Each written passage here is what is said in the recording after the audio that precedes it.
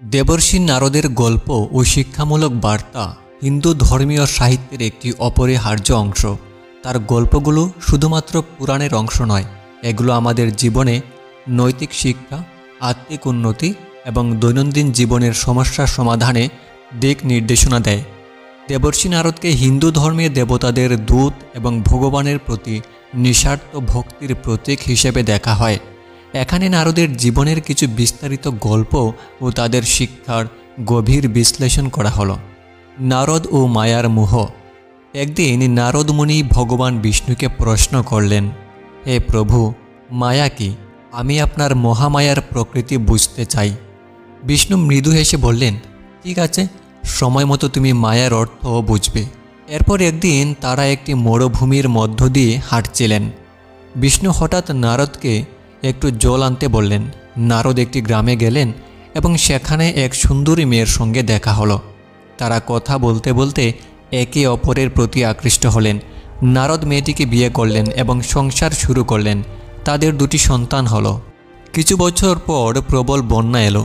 পুরো গ্রাম ধ্বংস হয়ে গেল। নারদ তার স্ত্রী ও সন্তানদের বাঁচানোর জন্য চেষ্টা করলেন, কিন্তু শেষ পর্যন্ত সবাইকে হারালেন। যখন তিনি বন্যার জলে ডুবে যাচ্ছিলেন, তখন বিষ্ণু সামনে এসে তাকে জাগিয়ে দিলেন। বিষ্ণু বললেন, এটাই মায়া। মায়া মানুষকে তার আসল উদ্দেশ্য ভুলিয়ে দেয় এবং তাকে জাগতিক মোহে আটকে রাখে। শিক্ষা: জীবনে মায়া বা মোহ মানুষের মনকে বিভ্রান্ত করে এবং আত্মিক উন্নতির পথে বাধা সৃষ্টি করে। প্রকৃত জ্ঞান এবং মুক্তি পেতে হলে মায়ার মোহ থেকে মুক্ত হওয়া জরুরি। নারদ ও অহংকারের শিক্ষা। নারদ মুনি একবার ভগবান শিবের কাছে গিয়ে বললেন, আমি তো ভগবানের সবচেয়ে বড় ভক্ত, আমার মতো ভক্ত আর কেউ নেই। শিব তখন নারদকে একটি কঠিন কাজ করতে বললেন। তিনি বললেন, এই পাত্রে জল ভরে সারা পৃথিবী ঘুরে এসো, কিন্তু এক ফোঁটাও জল যেন পড়ে না যায়। নারদ খুব মনোযোগ দিয়ে কাজটি করলেন। যখন তিনি ফিরে এলেন, শিব জিজ্ঞাসা করলেন, এই সময়ে তুমি কি একবারও ভগবানের নাম নিয়েছ? নারদ বললেন, না, আমার পুরো মনোযোগ ছিল জল যাতে না পড়ে। শিব তখন বললেন, তোমার অহংকারের কারণেই তুমি প্রকৃত ভক্তির পথ থেকে সরে যাচ্ছ। প্রকৃত ভক্তি মানে কাজের মধ্যেও ভগবানের উপস্থিতি অনুভব করা। শিক্ষা: অহংকার মানুষের সবচেয়ে বড় শত্রু। বিনয়, ধৈর্য এবং ভগবানের প্রতি অগাধ বিশ্বাসী প্রকৃত ভক্তির পরিচয়। নারদ ও সত্যনারায়ণ ব্রতের শিক্ষা। একদিন নারদ মুনি পৃথিবীতে মানুষের দুঃখ দুর্দশা দেখতে বের হলেন। তিনি দেখলেন মানুষ নানা সমস্যায় জর্জরিত। তারা দারিদ্র্য, ব্যাধি এবং দুঃখে ভুগছে। নারদ ভগবান বিষ্ণুর কাছে গিয়ে মানুষের এই কষ্টের কারণ জিজ্ঞাসা করলেন। বিষ্ণু বললেন, মানুষ তাদের কর্তব্যে অবহেলা করে এবং ভক্তির পথ থেকে সরে যায়।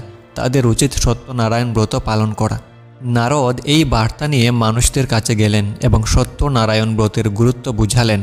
যারা এই ব্রত পালন করল তাদের জীবনে শান্তি ও সমৃদ্ধি ফিরে এলো। শিক্ষা: সত্য, ধর্ম এবং বিশ্বাসের উপর ভিত্তি করে জীবন পরিচালিত করলে জীবনে সুখ ও শান্তি ফিরে আসে। সত্যনারায়ণ ব্রত কেবল আচার নয়, এটি বিশ্বাস, ধৈর্য এবং কৃতজ্ঞতার প্রতীক। নারদ ও ভক্ত কৃষক। নারদ একবার ভগবান বিষ্ণুকে বললেন, হে প্রভু, আমি তো আপনার সবচেয়ে বড় ভক্ত। বিষ্ণু বললেন, না, একজন সাধারণ কৃষক আমার সবচেয়ে বড় ভক্ত। নারদ এই কথা শুনে অবাক হয়ে কৃষককে দেখতে গেলেন। তিনি দেখলেন কৃষক খুব ব্যস্ত, সারা দিন মাঠে কাজ করেন এবং দিনে মাত্র দুবার ভগবানের নাম নেন। নারদ আবার বিষ্ণুর কাছে ফিরে এসে বললেন, তিনি তো খুব কম সময় ভগবানের নাম নেন। বিষ্ণু তখন নারদকে একটি তেলের পাত্র দিয়ে বললেন, এই পাত্র মাথায় নিয়ে সারা পৃথিবী ঘুরে এসো, কিন্তু এক ফোঁটাও তেল যেন না পড়ে। নারদ কাজটি করলেন। ফিরে এলে বিষ্ণু জিজ্ঞাসা করলেন, তুমি কি এই সময়ে একবারও আমার নাম নিয়েছ? নারদ বললেন, না, আমার সব মনোযোগ তেলের পাত্রে ছিল। বিষ্ণু বললেন, কৃষক নিজের কঠিন কাজের মধ্যেও দিনে দুবার আমার নাম নিতে পারে, এটি তার গভীর ভক্তির পরিচয়। শিক্ষা: ভক্তি সময় বা আচার অনুষ্ঠানের উপর নির্ভর করে না, এটি অন্তরের গভীরতা এবং কর্মের মধ্যে ভগবানের উপস্থিতি উপলব্ধি করার ক্ষমতা। নারদ ও কলহের শিক্ষা। নারদ মুনি কখনো কখনো কৌশলে কলহ সৃষ্টি করতেন, যাতে মানুষের ভুল বুঝতে সুবিধা হয়।